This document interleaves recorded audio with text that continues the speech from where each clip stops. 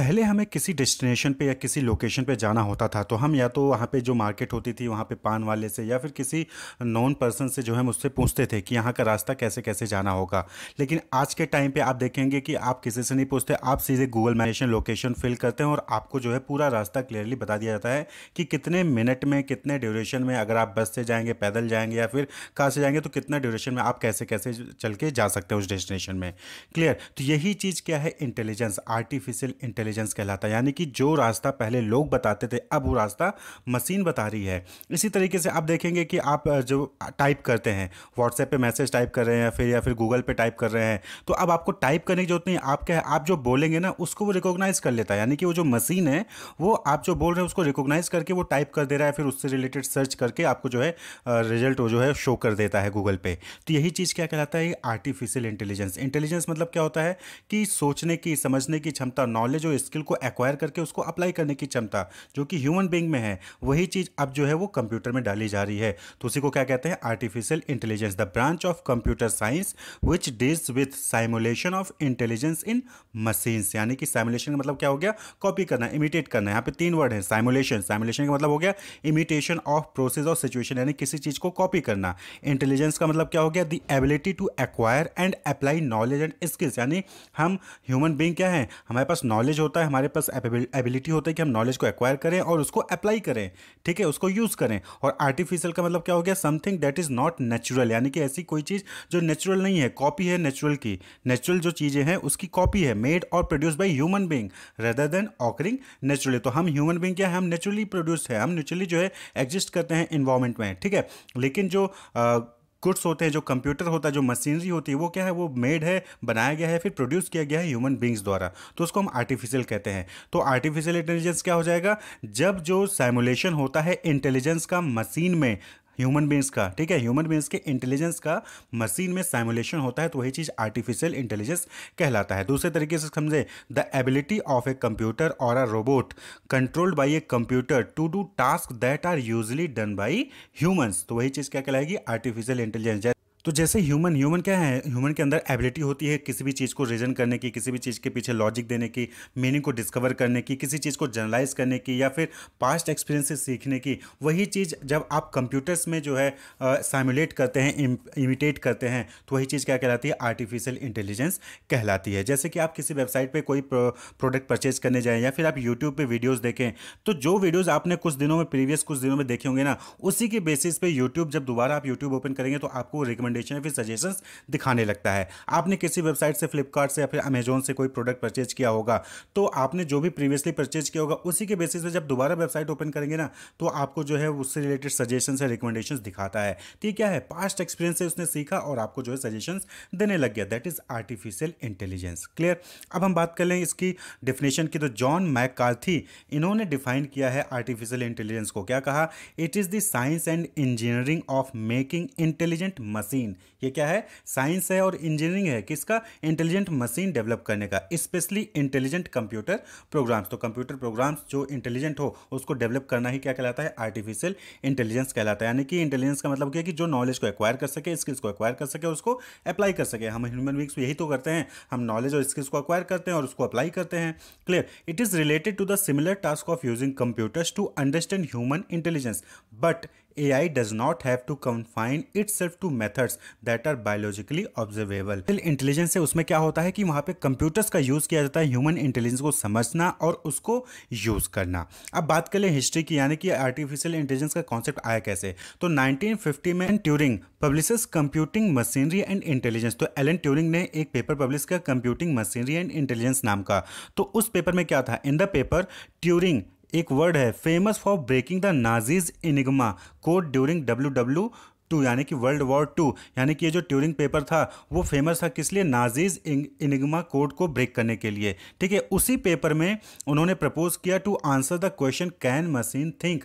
यानी कि वहीं पे उन्होंने इस पेपर में डिस्कस किया था कि क्या मशीन सोच सकता है, and introduce the Turing test to determine if a computer can demonstrate the same intelligence as a human. यानी कि जैसा ह्यूमन के पास इंटेलिजेंस है, क्या उसी तरीके का इंटेलिजेंस कंप्यूटर के पास भी, मशीन के पास भी हो सकता है। उसके लिए उन्होंने एक ट्यूरिंग टेस्ट भी इंट्रोड्यूस किया था। तो इंट्रोडक्शन जो आर्टिफिशियल इंटेलिजेंस का है वो 1950 में ही हो चुका था एलन ट्यूरिंग द्वारा, उनके paper computing machinery and intelligence में। उसके बाद 1956 में जॉन मैककार्थी थे, उन्होंने क्वाइन किया term artificial intelligence at the first ever AI conference at Dartmouth College. तो डार्टमाउथ कॉलेज में जॉन मैककार्थी ने पहली बार आर्टिफिशियल इंटेलिजेंस नाम का वर्ड क्वाइन किया 1956 में। और 1956 में ही Allen Newell, JC Shaw and Herbert Simon, उन्होंने लॉजिक थ्योरिस्ट के नाम से एक आर्टिफिशियल इंटेलिजेंस मशीन तैयार किया। First ever running AI software program, एक एआई सॉफ्टवेयर प्रोग्राम जो है लॉजिक थ्योरिस्ट के नाम से उन्होंने तैयार किया। किसने? Alan Newell, JC Shaw and Herbert Simon ने 1956 में ही। तो जॉन मैककार्थी ने क्वाइन किया आर्टिफिशियल इंटेलिजेंस का टर्म, और एलन नेवेल, जेसी शॉ और हर्बर्ट साइमन ने इसको क्रिएट किया। और जो कॉन्सेप्ट था वो किसने दिया था? एलन ट्यूरिंग ने दिया था। क्लियर? तो ये हिस्ट्री है जो आपको पता होनी चाहिए। अब बात कर लें टाइप ऑफ आर्टिफिशियल इंटेलिजेंस की। यहाँ पे 3 टाइप में डिवाइड किया गया है ब्रॉडली, 2 कैटेगरी में होता है। एक वीक एआई होता है और एक स्ट्रॉन्ग एआई होता है। वीक एआई यानी कि वीक आर्टिफिशियल इंटेलिजेंस, और स्ट्रॉन्ग एआई यानी कि स्ट्रॉन्ग आर्टिफिशियल इंटेलिजेंस। तो AI types based on capabilities, capability के बेसिस पे यहाँ पे डिवाइड किया गया है आर्टिफिशियल इंटेलिजेंस को। तो सबसे पहला है वीक एआई यानी कि आर्टिफिशियल नैरो इंटेलिजेंस, यानी इसको वीक एआई भी कहते हैं या फिर आर्टिफिशियल नैरो इंटेलिजेंस यानी एएनआई भी कहा जाता है। तो ये किस लिए है? Design to perform a single task और a set of related activities, यानी कि ये सिंगल टास्क को परफॉर्म करने के लिए और रिलेटेड एक्टिविटीज को परफॉर्म करने के लिए डिजाइन किया गया है। जैसे कि आप देखते होंगे analysing image, searching through large chunks of information to find some insight, speech recognition, providing recommendation, ये जो है ये क्या है? ये आर्टिफिशियल नैरो इंटेलिजेंस है। Almost all AI system as of today can be classified under this type, यानी कि जितने भी एआई सिस्टम हम यूज कर रहे हैं आज के टाइम पे वो सब आर्टिफिशियल नैरो इंटेलिजेंस के अंदर आते हैं। जैसे एप्पल का सिरी वर्चुअल असिस्टेंट हो गया, नेटफ्लिक्स वीडियो रिकमेंडेशन हो गया, ये सब क्या है? ये एएनआई के एग्जाम्पल हैं। जो ओके गूगल है वो क्या है? वो आर्टिफिशियल नैरो इंटेलिजेंस के एग्जाम्पल हैं। क्लियर? यहाँ पे क्या होता है कि यहाँ पे सिंगल टास्क ही परफॉर्म कर रहे होते हैं या फिर रिलेटेड एक्टिविटीज को ही वो परफॉर्म कर रहे होते हैं, तो वो आर्टिफिशियल नैरो इंटेलिजेंस कहलाता है। वहीं पे जो दूसरा टाइप है that is artificial general intelligence यानी एजीआई। क्लियर?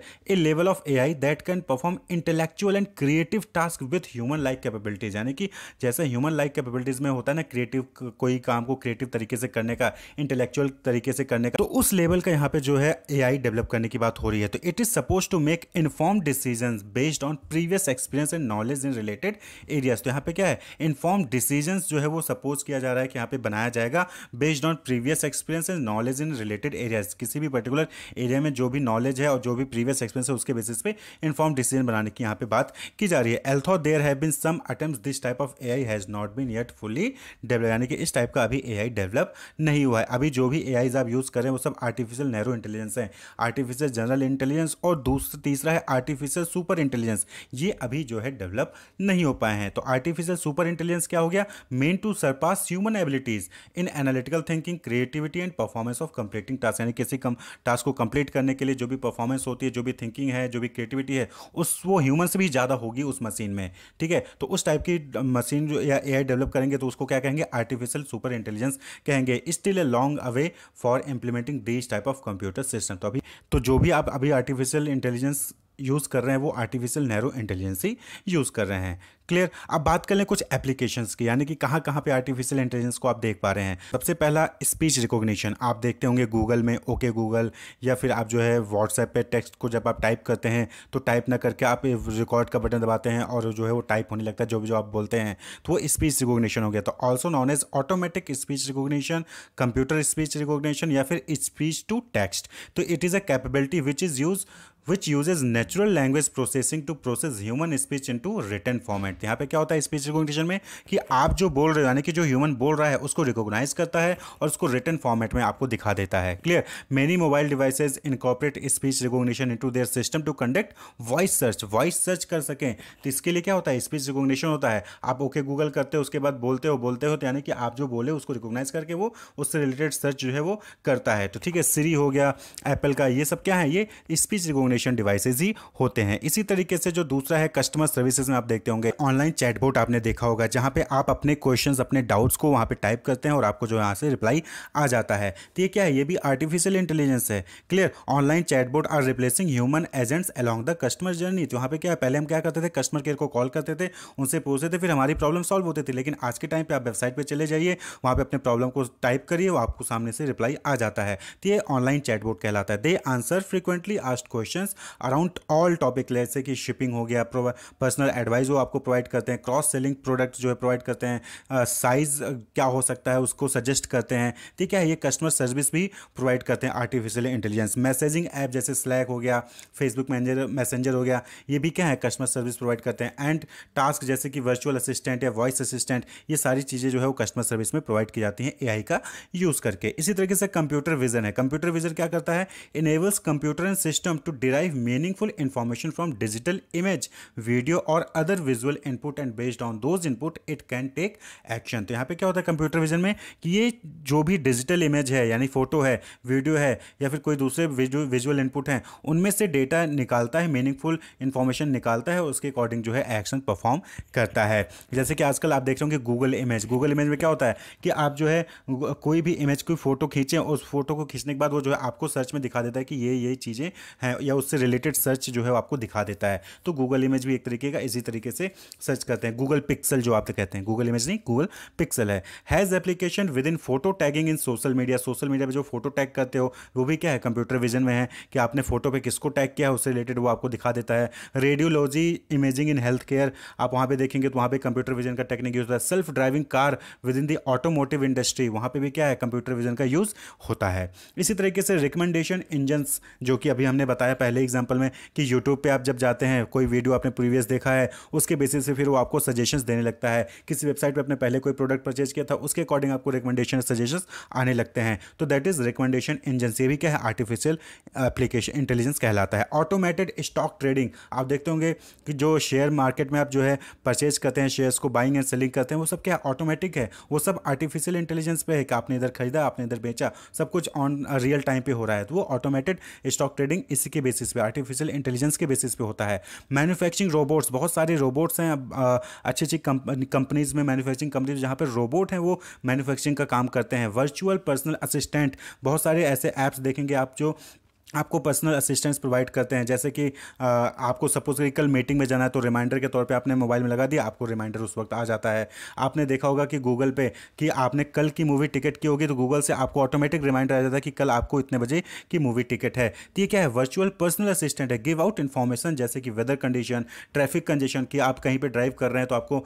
मैसेज आएगा कि यहाँ पे इतने बजे इतना लंबा ट्रैफिक है। कोई न्यूज़ हो गया, कोई स्टॉक प्राइस हो गया या फिर कोई रिटेल प्राइस हो गया, इससे रिलेटेड आपको जो वहाँ पे इन्फॉर्मेशन आती रहती है। तो that is virtual personal assistant.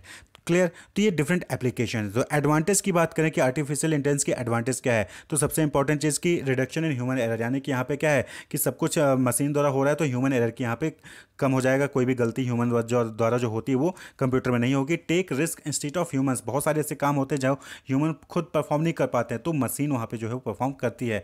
Available 24/7 available होती है। आप बहुत सारे, आप 12 बजे रात को, 1 बजे रात को कोई बैंकिंग करना है, आप रात में कोई प्रोडक्ट परचेज करने जा रहे हैं किसी वेबसाइट पे, तो वहाँ पे आपको सारे सजेशन, सारे फैसिलिटीज़ आपको मिल जाते हैं। यूट्यूब पे वीडियो देखना है, रिकमेंडेशन, सजेशन, वो सारी चीज़ें आपको रात को भी दिखने को मिल जाती हैं। तो 24/7 जो है अवेलेबल होता है artificial intelligence. Helping in repetitive job, यानी कि जो रिपीटेटिव जॉब के होते हैं उनमें हेल्प करता है। फास्टर डिसीजन मेकिंग, यहाँ पे आप जो है कर सकते हैं एआई का यूज़ करके। और डेली एप्लीकेशन जैसे ओके गूगल सिरी, यानी कि बार बार आप टाइप करना नहीं चाहते तो ओके गूगल सिरी में बोल दिया, आपको ऑप्शंस अवेलेबल हो जाते हैं। तो ये कुछ ना कुछ इसके एडवांटेज है। वहीं पे डिसएडवांटेज क्या है कि हाई कॉस्ट ऑफ क्रिएशन, कि इनको बनाने के लिए, डेवलप करने के लिए कॉस्ट ज़्यादा लगती है। ह्यूमंस को ये लेजी कर रहे हैं, आलसी बना रहे हैं हम सभी को। वहीं पे अनएम्प्लॉयमेंट इसकी वजह से बढ़ रहा है। बट ऑब्वियस बात है कि जब ऑनलाइन चैटबॉट का आप यूज़ करोगे तो कस्टमर केयर की रिक्वायरमेंट ही नहीं पड़ेगी, तो अनएम्प्लॉयमेंट क्या होगा, बढ़ेगा। और इनके अंदर नो इमोशंस, आर्टिफिशियल इंटेलिजेंस में इमोशंस नहीं होते। क्यों? क्योंकि ये आर्टिफिशियल है, तो इन इमोशंस भी इनके अंदर नहीं होती है, डिसएडवांटेज होता है। वहीं पे इसमें 2 सब फील्ड हैं आर्टिफिशियल इंटेलिजेंस के, एक है मशीन लर्निंग, दूसरा है डीप लर्निंग। इसको हम अगले वीडियोज़ में डिस्कस करेंगे। Wish you all the best, keep watching.